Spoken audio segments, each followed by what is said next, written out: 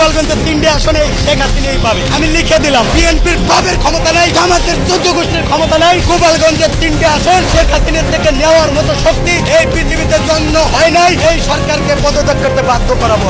একটাই সরকার দরকার, শেখ হাসিনা সরকার বারবার দরকার। একটাই সরকার, আর কোন সরকার আমরা চাই না। শেখ হাসিনা সরকারের টাইমে 4 ঘন্টা কাম করছি, 800-1000 টাকা পকেটে নিছি। এখন 9 ঘন্টা কাম কইরা 300 টাকা পকেটে নিতে পারি না।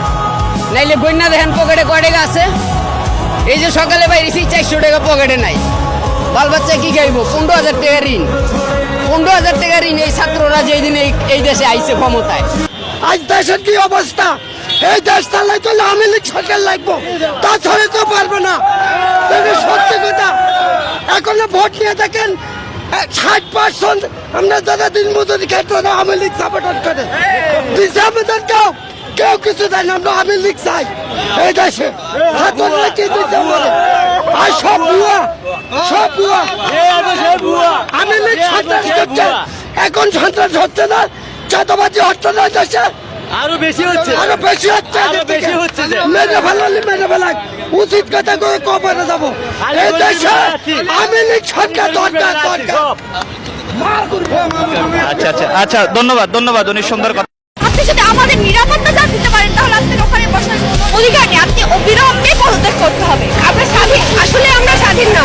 আমার রাস্তা আমাকে কি নিরাপত্তা দেয়? একটা ব্যর্থ সরকার, তার কাছে আর কিছু আশা করা যায় না। আমরা এটা মেনে নিয়েছি যে এই সরকারটা ব্যর্থ হয়েছে, পুরোপুরি ভাবে ব্যর্থ হয়েছে। তারা যে সংস্কারের কথা বলেছে, তারা যে এখানে আছেন, এই সংস্কারটা আসলে আমরা দেখতে পাইনি। আপনি চিন্তা করতে পারছেন যে আমাদের দেশটা এখন কোন পর্যায়ে গিয়ে পৌঁছেছে?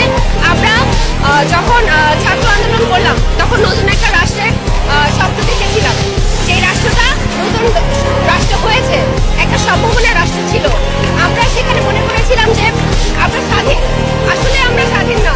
এখনকার যে সরকার, তারা ব্যর্থ হয়েছে। যে জাহাঙ্গীর, সে ব্যর্থ হয়েছেন, তার পদত্যাগ দাবি করছি।